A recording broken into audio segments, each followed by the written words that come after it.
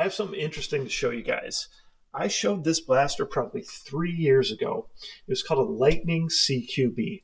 There used to be a seller here in the United States called Gel Tactical. Gel Tactical had a website. They sold in the United States. They came over from Australia. They're, have a bigger presence in Australia, obviously. Australian guy ran it. And they were here for a couple of years. And they're no longer in the U.S. market. They've exited the U.S. market. But this was one of the blasters they sold. They had a Lightning CQB and a Lightning LDT.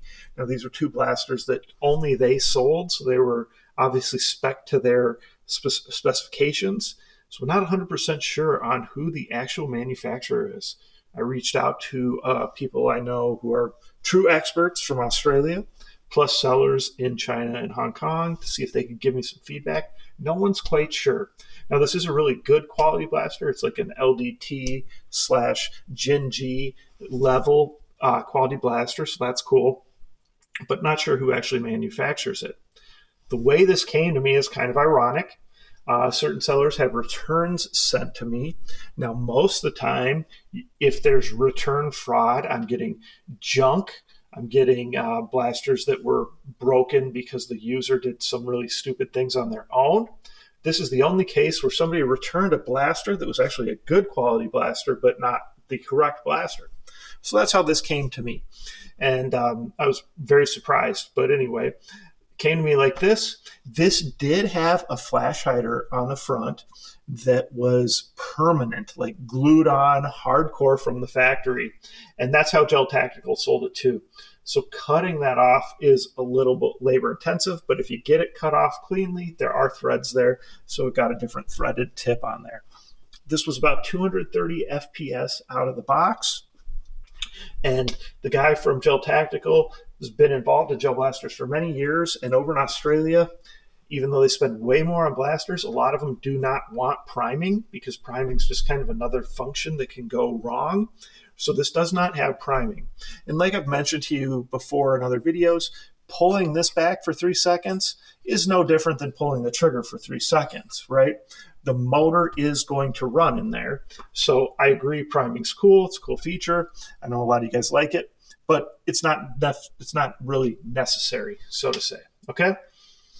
So you got a nice V2 gearbox in there, so automatic, semi-automatic, about 230 FPS out of the box. I went ahead and put an M95 spring in there. So this is an SHS M95 spring. This is the same spring EMERBU Toys sells on Amazon for about $10, and it ships from USA, so you're going to get it really fast. Okay, so if you're looking for a good M95 spring for your blaster, the one EMERBU sells on Amazon is the SHS M95.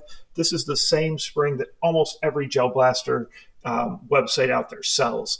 But the nice thing is you can get it quick if you order from EMERBU on Amazon. Put that in there, bump that FPS from about 230 to 300 FPS. So very happy with the performance there. Nice thing with this blaster too, this is one of the few where all you have to do is remove the stock and you can actually change the spring, which is nice because that's a little easier than having to take everything out. So that was cool.